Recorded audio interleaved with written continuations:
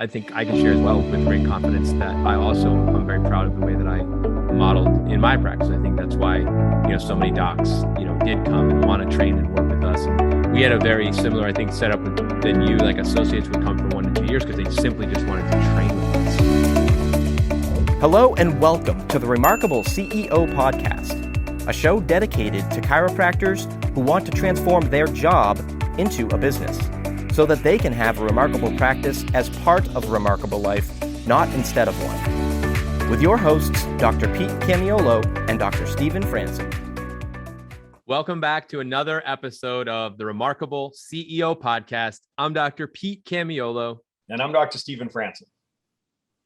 And it is an honor for us to journey with you. It truly is. And I'm excited for this series that we are in. And I know that last week was just a huge blessing to so many of you, as I know you've been listening and tuning into these podcasts, and we're in the middle of a 3-part series. This is the middle. This is episode 2 of 3 in the series. You don't get what you want.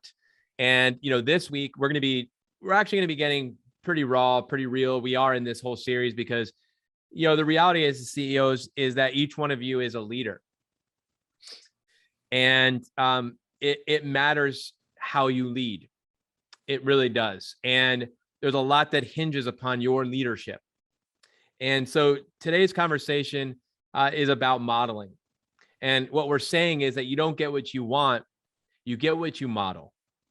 Now, for me personally, I have 5 children. And so I see this every single day of my life. And for all of you who have children, you have witnesses of your modeling all around you. And maybe your kids are grown up and they've moved on and they're out of the house and they're on, but you're watching what you've modeled. You are seeing the behaviors that you modeled. And, many of you might even say, I am behaving like I saw modeled, and I'm still having a hard time changing those things. How many people are, going through, some sort of a counseling or coaching or some sort of a mentoring process because they're trying to break through some areas that they saw modeled. They want to see that change in their life. So this is really, really important, guys. This is really important. I think that this is a subject matter that could go, how deep does the rabbit hole go? Like the Matrix, this one goes really deep. But we are at least going to do it justice to speak to it because of the significance of that it has on your life, on your destiny, your future, on your hopes to have a remarkable practice as part of a remarkable life and not instead of one. It's critical because it not only affects you, but affects a lot of people. This has to do with you and who you are and who you're being. We talk about in the CEO's journey, there's 2 significant transformations. There's the identity shift, which is shift number 1. And there is the behavior shift number 2. And we see these shifts that have to happen that ultimately take a person from being an owner operator, meaning this is how I've identified myself and this is how I behave, to becoming a CEO. This is how I identify myself and this is how I behave. And the transition, the transformation that has to happen, that must occur for that to happen is profound. This is that. We're in that conversation. We are in the identity shift. We're in the behavior shift. We're going to talk about your identity. We're going to be talking about your behaviors today. You CEOs, we're talking to you. This is to you. This is your episode. I mean, there's some of these podcasts we say, hey, share this one with your team. And you absolutely can share this with your team, obviously, because this affects all of us. But we want to speak directly to you as the leaders and share some areas where we've identified. I know for me in my own life where, I've modeled behaviors that I do not want. And I have to then address those issues later on. And so we want to be really good chiropractors here. We want to be vitalistic. We want to be proactive. We want to see ahead, and we want to address things now. So some of you are going to walk away. I already wrote what I think should be your takeaway, and I'm going to say it at the beginning of this podcast episode. It is this: what is one behavior that you're committed to change starting today? Because it has to do with this. The modeling has everything to do with behavior. And I'm speaking to you, and I want you to walk away thinking about, as Dr. Stephen shares and as I share, we go back and forth, what is one behavior that today you're not going to tolerate in yourself anymore? What is the one behavior you're not going to model any further beyond today? And I hope that you can leave with one thing you can say, you know what, I'm going to change this behavior because I would like to see that. I want to change the way that I'm going to do that. And we're going to share with you some things I think could help you do that. Dr. Stephen, this is going to be good. So glad you started here, Dr. Pete. I remember I had a patient who had quadruplets, right? It was quadruplet 5-year-olds, and they were referred by another patient who had triplet 5-year-olds. They were best friends. So 7 of them hang around together. And I remember having a conversation with them early on, and I was just like, man, it's like, how do you do it? It's like, at the time I only had one, and I'm like, how do you get them to listen and blah, blah, and I was just amazed because the kids were great kids. And they were like, well, here's the key, doc, is they're only going to hear 20% of what you say, but they're going to see 100% of what you do. And I'm just like, oh, that was just gold right there. I think I'm going to pay you for today's visit instead of vice versa. I was just like, that was gold. And really it came down, what you're trying to say was just modeling, right? So how important it was and how incredibly efficient it is. It's almost infinitely scalable, right? So as CEOs, we're always looking for leverage. Man, modeling is a great leverage point. My goal here today is to be transparent and be vulnerable a bit, because I'd like to share from some of the scar tissue experiences I had. First, I'll talk a little bit about good modeling, and then how I saw the impact or adverse impact that bad modeling had, right? So I'll go all the way back. I'm going to take it back another generation.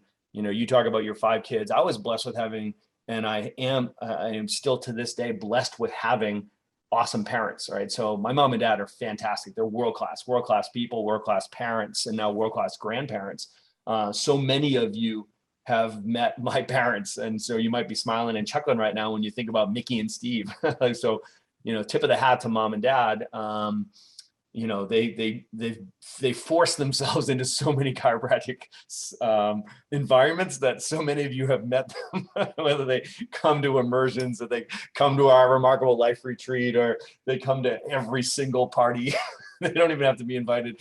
They will be there. They're just awesome people, right? So, and everybody loves to have them there. But, they were great models for us growing up. And specifically when it came to things like work ethic, right? And caring about quality and having integrity, meaning how do you behave when no one's looking, right? And a job worth doing is worth doing right. And we're big on personal responsibility, right? So all of those things we raised in that environment. And I know that modeling is so important because I see my brother and my sister. I'm so proud of them. They're just badasses. And, it just served us so well because that was just baked into us, right? Because it was modeled for us, and honestly brought that into our practice, into our work environment. And I just aspired to be that leader that, would be a model, right? So I want to make sure you hear me when I say this is I am not implying being perfect. I certainly was nowhere close to perfect. And I'm not asking you to try to be perfect either. Remarkable does not imply perfect, right? That's something that people have to get on the other side of, right? So what you have to recognize is that everyone's watching you as a leader. Okay, so you are modeling for your team and for your patients and for your community, right? So when we're talking about the practice, especially as the CEO, right? So they're watching you. So you're going to be the high watermark. You're going to set the standard. You're going to set the bar, right? The question is are you setting a remarkable standard? Just ask yourself, what really matters here? What's really important? And what are my non-negotiables? What am I going to model for my people? What is the behavior that I want to reproduce? Well, I better be really clear about that because I'm going to have to lead it, right? Doesn't mean you have to do everything. It just means that you're going to have to, from a cultural high level, you're going to have to model that behavior. And, honestly, for 15 years, almost 20 years, they did that remarkably well, I think. And I'm very proud of that track record. And I saw the fruit of that, right? So in just world-class teams that ran a world-class practice and got phenomenal results from world-class patients who just behaved beautifully, right? And I know that it was because our team was modeling very well for them, right? So especially with my associate doctors, I had 39 associate doctors over a 17-year period. I was really sensitive to the fact that I was modeling for them. There was always one or two doctors in the adjustatorium watching everything I did, everything I said. There was always one or two doctors in the report of findings or in the workshop or what have you. Nothing like making you bring your A game when you know that people are watching you, right? So for those of you who have thought about having interns come into your office or preceptors or bring in associate doctors or whatever, I say absolutely do it. Even if it's just for the benefit of knowing there's going to be an elevated consciousness because you're modeling all the time. And at the end of the day, I recognize the ultimate ability to create scalability and durability for the business was to model properly, right? So we enjoyed the fruit of that.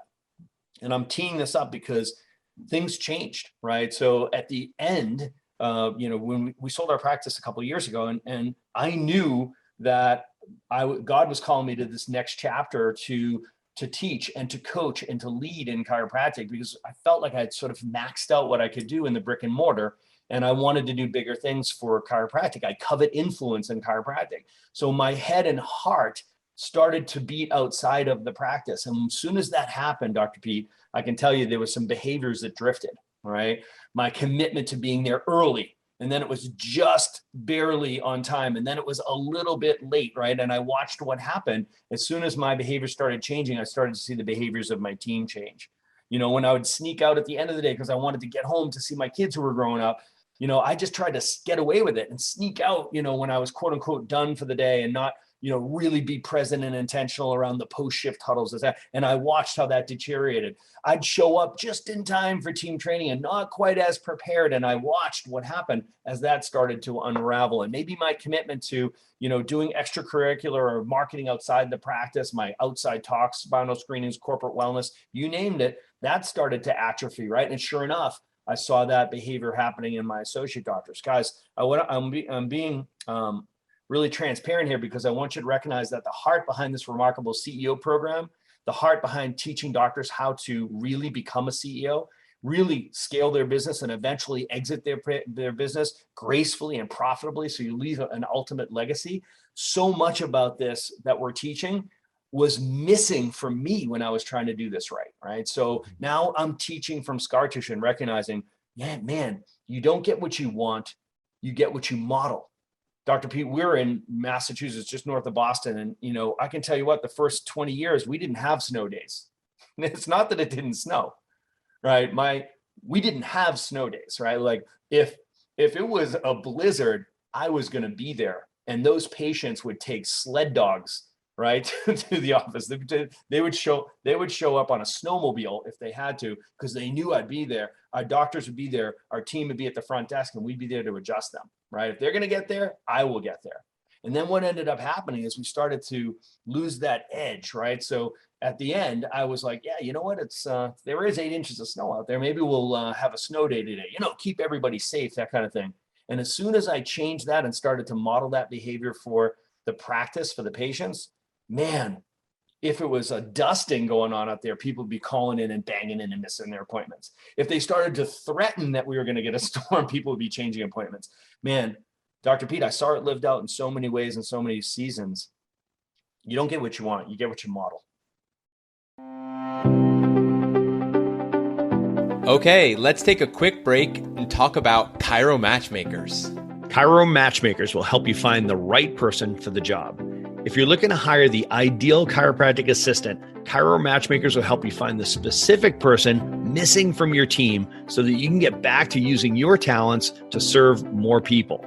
Or if you're looking to hire the ideal associate doctor, CMM can help. Chiro Match Makers helps chiropractors like you find the ideal associate doctor to unlock your practice potential and get you the freedom that you desire. To learn more, go to chiromatchmakers.com. It's conversion retention. Day 1, 2, 3, that's conversion. Day 3, 4, and beyond, that's retention. Retention begins at conversion. Coming to these seminars is literally changing the way that I practice. The coaches are absolutely incredible. The information that we've learned, we just resonate with so much. Things are just clicking and we're able to do more and serve more patients, and it just keeps getting better and better. Retention is based on goals. You're going to be their Sherpa. You're going to be their doctor. Real doctors help people achieve their goals. Say hell yeah.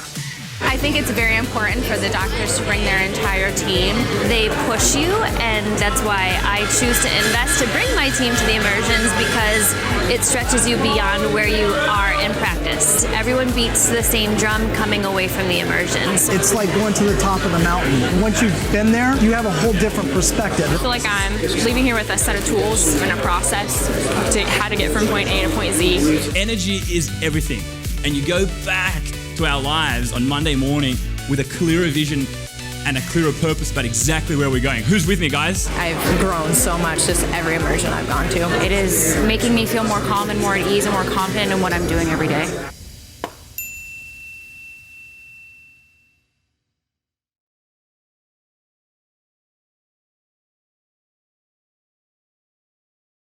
And now let's jump right back into our conversation. Dr. Stephen, it's just, you, as you're sharing, I mean, it's just, I think all of us are now, if you're not doing this, I don't know what you're thinking about, but you should be thinking about your story and like where you're at in your journey and thinking about your past and kind of where you are now, because that's immediately where my brain went to. And I was thinking about just the concept of casualties along the way. And I was thinking about how there's always going to be casualties. And, like you said, you're proud of the way that you modeled and all of that. And I can share, I think I can share as well with great confidence that I also I'm very proud of the way that I modeled in my practice. I think that's why, so many docs, did come and want to train and work with us. And we had a very similar, I think, setup than you. Like associates would come for 1 to 2 years because they simply just wanted to train with us. And then we'd release them and they'd go open their practices. And we had many, many, many who did that. And that's why, we had the associates like that. That was our model, because I saw myself as I train doctors. That's literally was my identity. My gifting is I train doctors how to be remarkable chiropractors, and I send them out to run a business. I teach them how to do it. That's what I love to do. It's actually why we do what we do now, you and I both, in that sense, because that's actually what we love. We love chiropractic. We love all the elements. Clearly, we jazz about all this stuff. Like we could talk shop all day. We love this stuff. And I think because that's how we are, we embraced early on. Like I knew these guys are watching, these girls are watching, and so I knew, hey, I don't have the luxury. I have to stay focused. I have to be on point. I have to be prepared. I have to be ready. I wanted to be honest. I actually wanted to be. For me, I think where my, real blind spot was, and this again is also part of this whole transformation, was I did not have a really good, I did not figure out how to do the remarkable life and remarkable practice part. So I figured out how to get the practice remarkable, but I didn't figure out how to do the life part and have remarkable practice.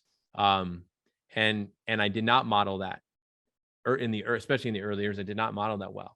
And I didn't live that well. I did not model that well. I don't know if I had it modeled well either, because and this was really a lot of the heart behind even this remarkable, the remarkable practice, the remarkable CEO program, is that we didn't necessarily see it modeled in our profession. That's right. I didn't have a mentor that I could look to and say, they've figured it out. They've been there. They're just a little further up the road, and they can tell me about, hey, there's a couple big holes, by the way, and there's a bear right behind this tree. He hides there, and he loves eating people when they come. Landmines, flaming arrows.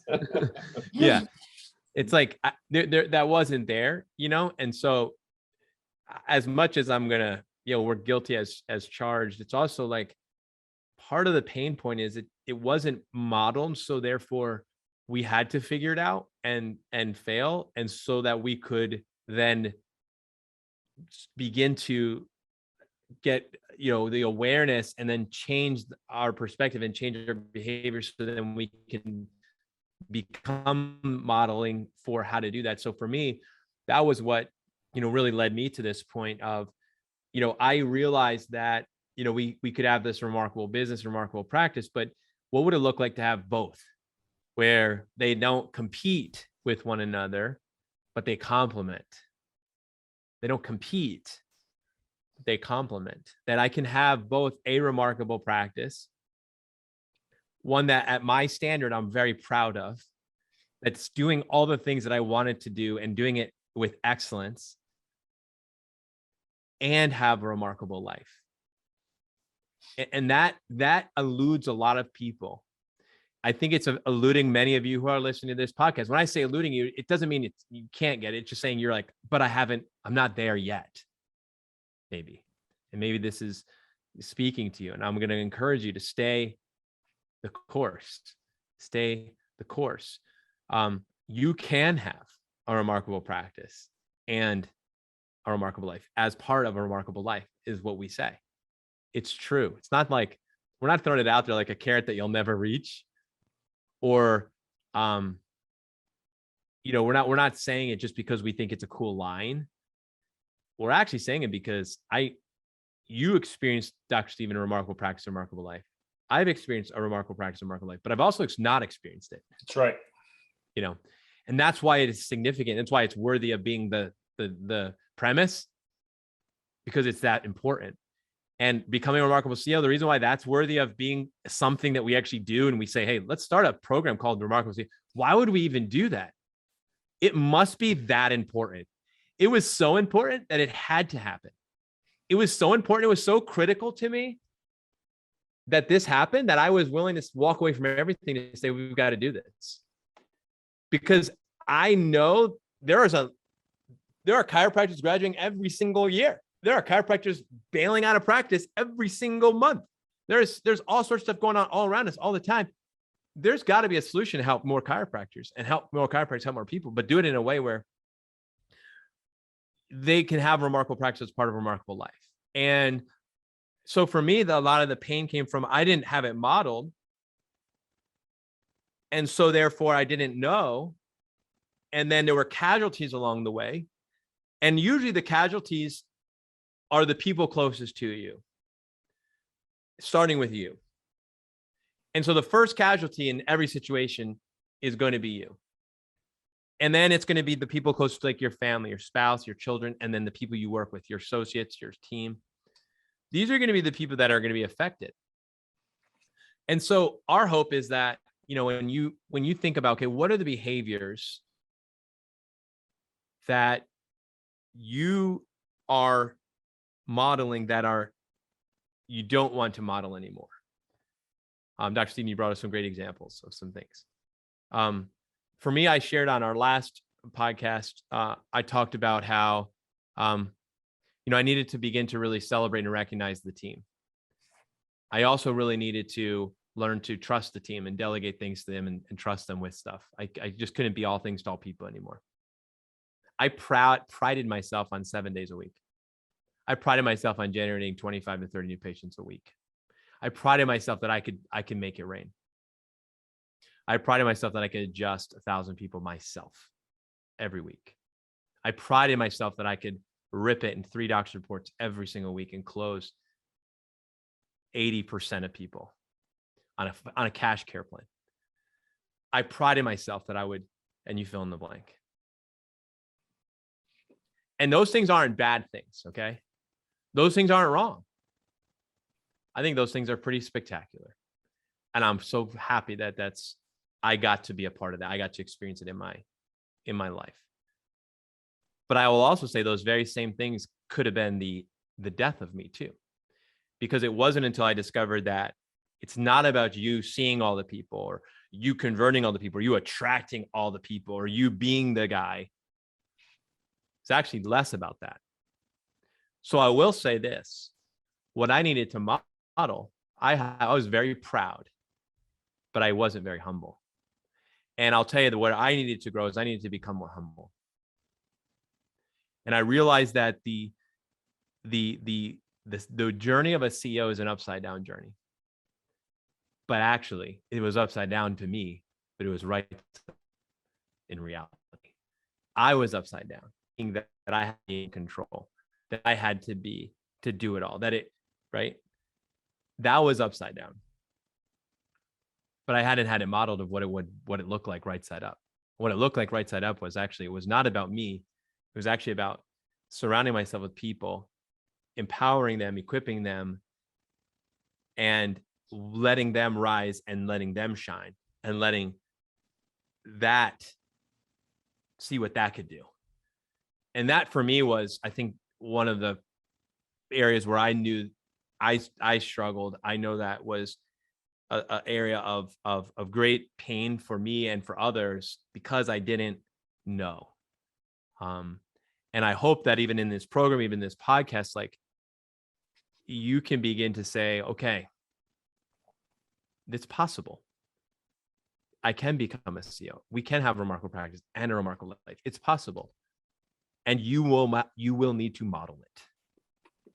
And we hope that we can model it as well for you. Because I know, Dr. Stephen, you do that for me. You do that for so many people. You and Dr. Camilla are awesome models of the remarkable practice and remarkable life. You are. But I know it came from, it's a lot of work. It's incredibly purpose-filled and intentional. And there's sacrifices along the way. Every step of the way, there's something that. Thanks, brother. I will receive that, as my friend Jolt likes to say, Dr. Jolt.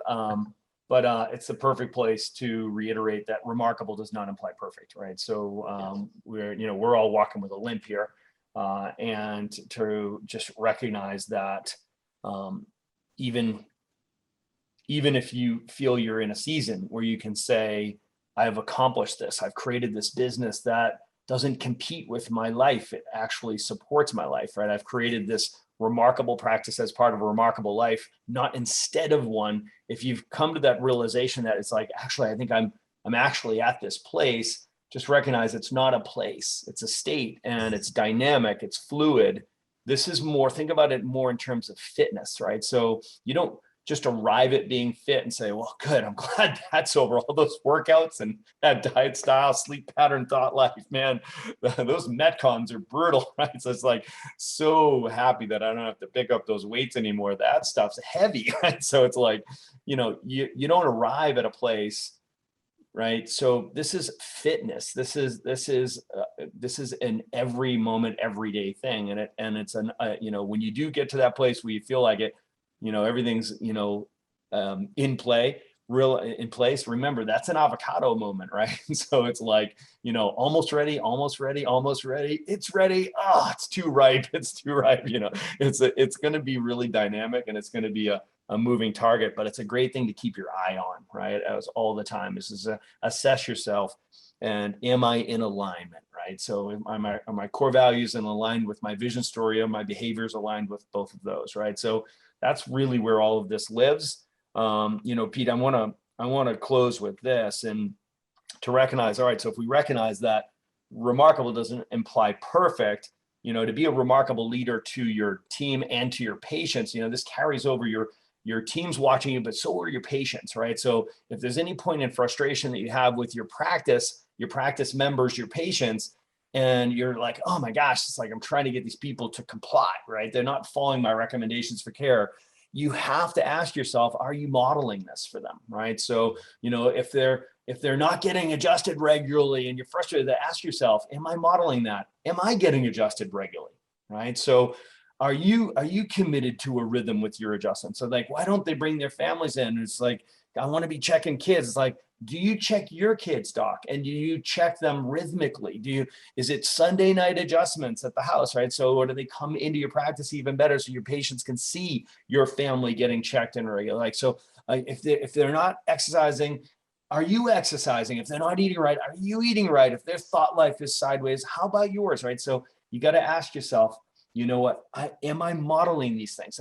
And take a breath on this. It's like, wherever you have that point of contention, wherever you have that rub, that frustration, this is probably just God's way of just shining a light on something in your own life that you've got to say to yourself, you know what, I got to button that up. I got to clean that up. It's something I've got to focus on. That's a muscle that I've got to focus on. That's a component of my fitness, of my wellness that needs some work.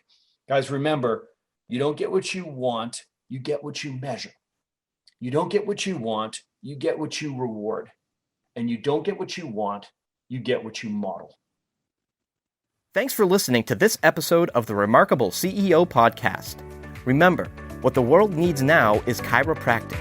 and what chiropractic needs now is more successful chiropractors. If you like this podcast, please subscribe, share with a friend, and leave us a review.